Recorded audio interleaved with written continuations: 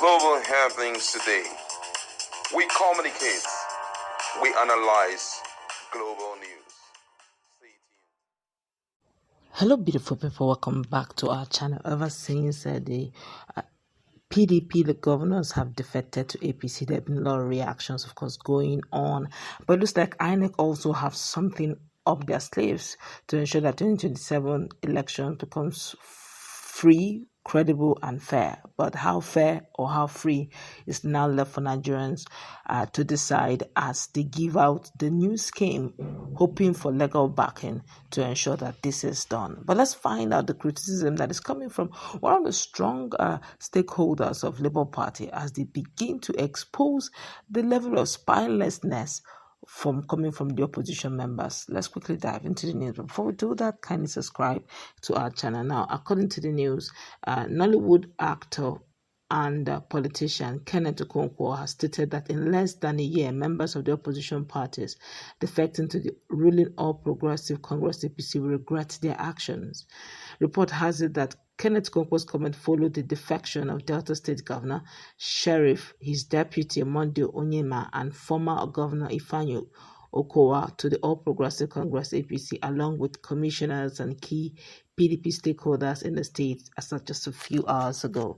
Now, in a post via his social media page a few hours ago, Okonkwo said that the regrets of the politicians involved in the recent wave of defection will stem from the continuous display of incompetence and corruption by the misruling of the current administration. The thespian also claimed that the misrule of the APC will multiply hunger and hardship for Nigerians, which will lead to total rejection of President Bola Tinubu's government. He added that the 2027 election will be between APC and the Nigerian people. He said, "Mark my words, before 1 year from now, these spineless, shameless, and corrupt members of the opposition parties who are running into at official APC Nigeria now to escape EFCC and for stomach infrastructure at the expense of the Nigerian economy, and Nigerian people will regret their actions.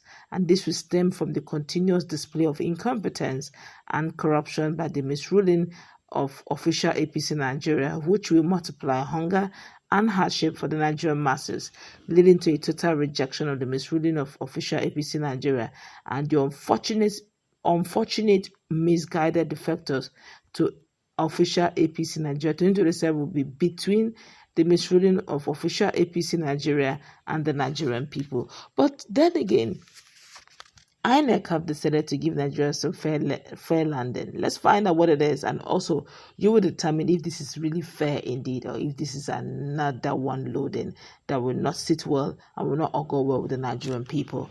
In a significant development ahead of the 2027 general elections, the Independent National Electoral Commission (INEC) has revealed its readiness to allow eligible Nigerians without permanent voters card, that's PVCs, to cast their vote, provided there is a legal backing for that change. Rotimi Onyekami, Chief Press Secretary to the INEC chairman, disclosed this a few hours ago, that while the commission is eager to leverage technology to widen voters' access, any shift away from the PVC-only system must first be supported by the legislative amendment. Our commitment to expanding voters' participation remains strong. Onyekami stated that, but we must operate within the bounds of the law. Until the necessary legal provisions are in place, PVCs remain the only recognized means of voting. Now, this move builds on comments made by INEC Chairman Professor Mahmood Yakubu during a consultative meeting with resident electoral commissions in Abuja back in 2024 December. There, he hinted at the commission's interest in more inclusive and tech-driven voting processes for future elections. Yakubu highlighted the growing role of technology, particularly the bimodal voters accreditation system, in streamlining the electoral process. He noted that while PVC will remain valid for those who possess them, future elections could allow voters to use slips generated by INEC or downloaded from its official website for accreditation. This shift, he said, would lower costs, ease logistical burdens, and curb the misuse of voters' cards. The Commission also believes that with the introduction of the bimodal voters accreditation system, the use of permanent voters card as the sole means of identification for voters accreditation on election day will be reviewed. Those who already have the PVCs can still use them to vote, but going forward, computer-generated slips issued to voter or even downloaded from the Commission's website will suffice for voting accreditation or voters accreditation.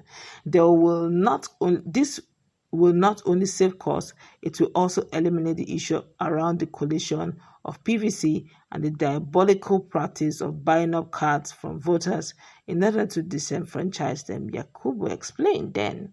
However, giving the update on that interview, Yakumi stressed that any change in the voting procedure must be supported by corresponding legal amendments. It is not our stand alone that is important.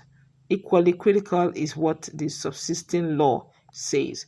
While the Commission is favorably disposed to the recommendation by stakeholders that PVC alone should not be the only criterion for voting at an election, the law needs to be amended to reflect it, he said.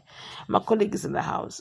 A lot of things are being said by INEC right now, but I have my own contrary view. We are still having problems trying to, validate some of the INEC results.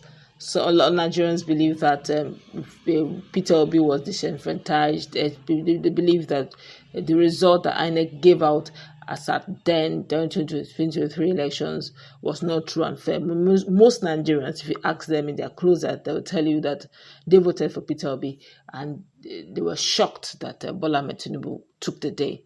But now, given such leverage where they can generate voter slip, how are we so sure that they will not just keep generating and keep flooding and keep giving it to one person? My colleague is in the house. What's your take on what Kenneth Okonkwo said concerning this matter and what INEC is proposing just some few hours now?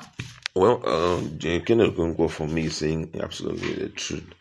Very soon, we're going to see a one-party system in Nigeria, but come on, it's going to be a stock of unperforming governors, and the high-handedness will be so much, and from there will be an emergence of a very strong and formidable opposition that may likely throw out this government. And I am so sure I'm waiting to see that happen, because already Nigerians are already tired about what's going on, and we seems not to agree with so many things. I know that EFCC and the likes are being used. When you hear certain calls, you receive certain calls from EFCC as a former governor, you start shrinking, and for some state governor, and the next move will be to let's cross carpet to the other side, because immediately you get there, you're so sure that your sins will be forgiven. But be that as it may, I think also the position that INEC is trying to take right now, for me, should be outrightly rejected. Even if things that are legitimately agreed on, they can play around within. Imagine that you'll be seeing. Now, they didn't talk about the issue of voters register, because voters register will help you to know how many people are in that environment. You are now saying that anybody can just walk in and vote, which means people will move from Akwa Ibom, sorry, let me not mention the name of the state. People will move from one state to the other to go and vote. All of a sudden, it could just be self-generated. You understand? Self-generated. They said 3 million people voted in Abuja. 50 million people. I mean, come on. And the next thing, when you question it, they say, how many are we? Are we not up to 300 million? Is it even up to 300 million people? So that should be outrightly rejected. We must go through a process, and that process should be every voter must be registered legitimately in a particular ward, and then carry and get your verification. Everything should be done just as before. We shouldn't give room for criminality, because I think this is a move towards bringing in criminality, and it should be vehemently rejected. If they don't reject it, come on, the future is very bleak for us. All right, that's so good.